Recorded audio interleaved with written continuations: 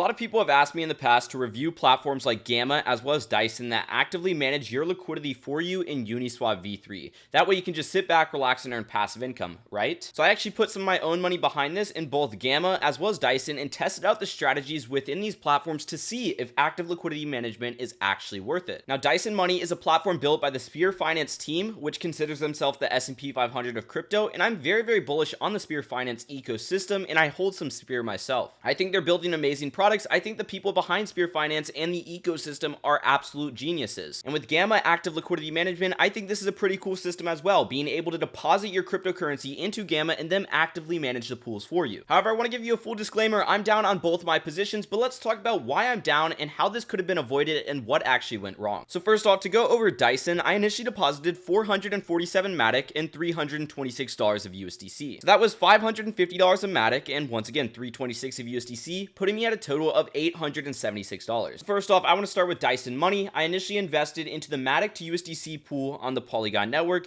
I deposited 447 Matic and 326 USDC. That Matic was worth about $550. Paired with the USDC, I deposited a total of $876. Now, Matic price was at $1.23 when I initially deposited, and when I exited, it was at $1.12. So obviously, that's a 9% decline in Matic price, so we do have to factor that in. Now, when I withdrew from this Matic pool, I came out with about 350 Matic, which is worth about $396 at the time of withdrawal. And I came out with about 374 USDC, which put me at a total of $770, ultimately putting me at a loss of about $105.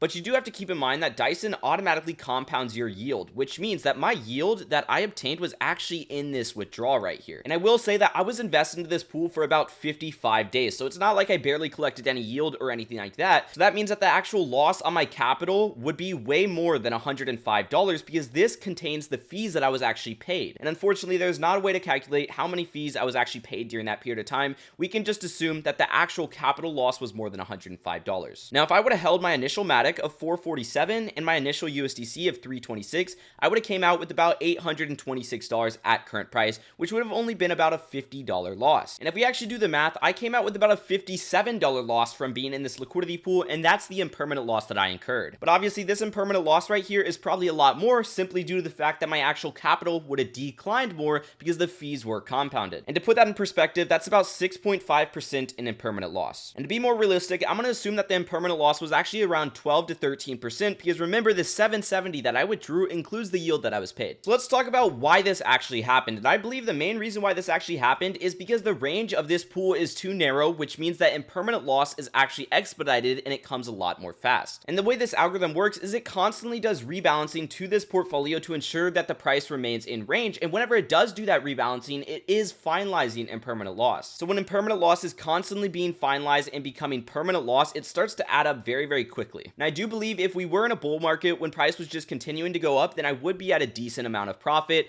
and actually outperforming the overall market. But when we're looking at the side of the asset, when it went from $1.23 to $1.12, a 9% decline, it's not looking so hot in this pool, at least when it's paired with a stable coin. Now, this is why it's beneficial to host your own pools, because if you're hosting these yourself, you would have been at a profit. So I went ahead and put together a free guide to teach you how to host your own pools. It's a very comprehensive guide that tells you everything you need to know about Uniswap v3. It's free and it's down below in the description. Now let's go ahead and take a look at Gamma. Now I invested into a different pool on the Optimism network on Gamma, which was the Optimism token to USDC. I initially put up about 34 OP tokens worth about $105 at a price of $3.11 per token. And then of course I put up about $410 worth of USDC, which ultimately had a deposit of about $515. And as you can see, when I did withdraw from this position, I got a lot more OP tokens. I had 130 of them worth about $296. But the thing is, the token price had fell about 27%. And then with USDC, I came out with about $120, putting me at a total of $416. So if I would have just held these initial assets, my 34 OP and my 410 USDC, I would have $487 as opposed to the $515 that I deposited. But this ultimately made me incur about $70 worth of impermanent loss, which is about 13%. And it put me at an overall loss of 20%, so it did outperform the overall decline of Optimism, which was a $100 loss. But I also want to go and mention that this is the same exact thing as Dyson. The fees that you are paid are automatically compounded,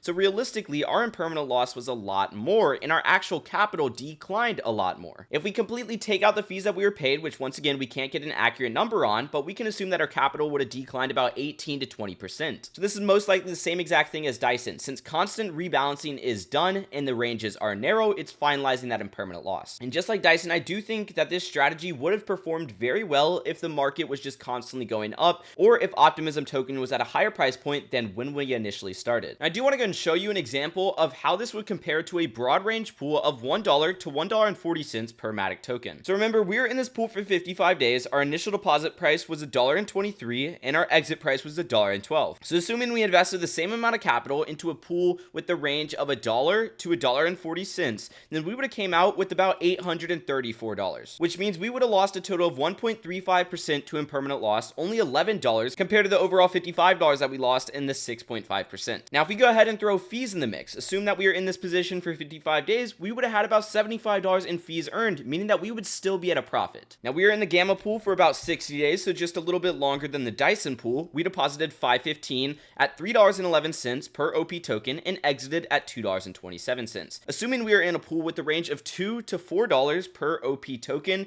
we would have had a impermanent loss of about 7%, which is only $35. Compare that to the overall impermanent loss of at least 14% that we had, which was $70. Now, once again, if we go ahead and factor in the fees, we still would have been at a profit. We would have had $53 in yield from fees to actually outweigh that impermanent loss. So my point here is obviously those pools that have broader ranges that are more long-term are always going to end up winning over the long term and over the course of a few months, because those narrow pools are going to end up getting burned by impermanent loss to the point where you're not going to be profitable. And that's why I think it's important to have a strategy in place or even run your own pools. And remember, if you guys do want to explore the opportunity to running your own pools, I have a free guide to actually teach you down below. And at the end of the day, I do think Dyson and Gamma are both very, very good platforms. They're very easy to use and the team behind them is very good. But in my current opinion, it's not worth it if the market is in a declining trend. If it's in an inclining trend, it might be a lot more profitable. If you enjoyed, make sure to drop a like as well as subscribe when notifications are turned on, and I'll see you guys later. Peace.